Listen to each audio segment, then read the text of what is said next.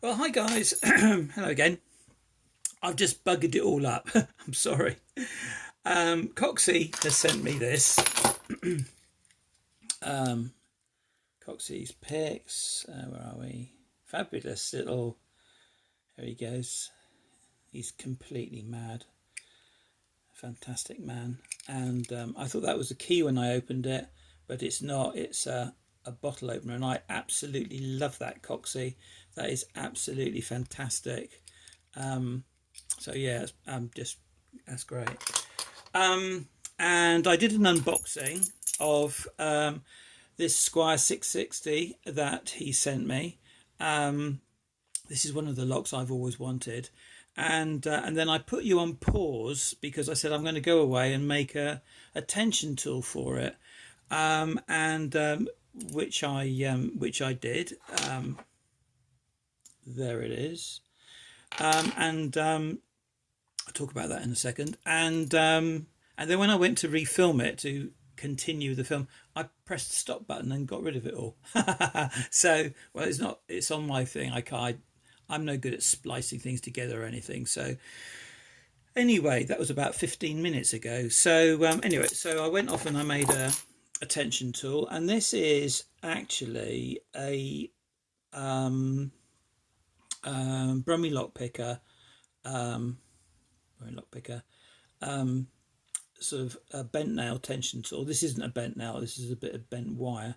I think yeah, it's. I think it's an old tent peg, but I've got a little tin, sort of a cup like that sort of thing with lots of bits of wire in. Anyway, that's a nail that's just banged in, and then you just put a flat on so you can get the tension, the pick in. It didn't take me very long. I was surprised how quick, but it's a Brummy standard, this, and what you do is you drill a hole in the thing, slightly smaller than this, which is a nail. You just bang the nail in and smooth it off at the bottom. I just rolled it round on the grinder and ground that off.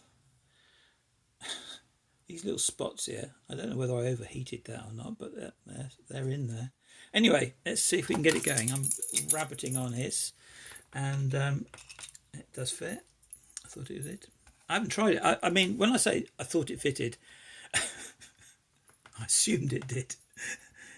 Yeah, it's not difficult, is it? I don't know whether this fits, mind you. Yeah, I thought it would. Right, okay then. This is the first time I've ever picked a Squire 660 or a Squire at all in this sort of lock, and let's see how we get on. I can't remember whether you can put tension on. I don't think it's got false gates. There's some movement there.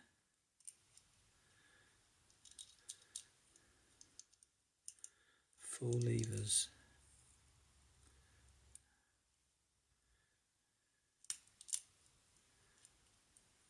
It's not moving, that one.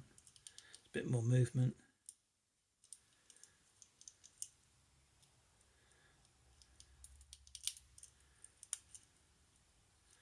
Taking long with that old chub. Much better lock.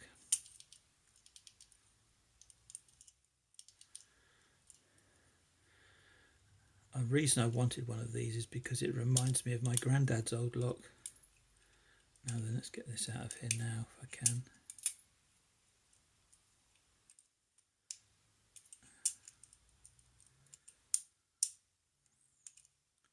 Can I roll it round with it? Yeah.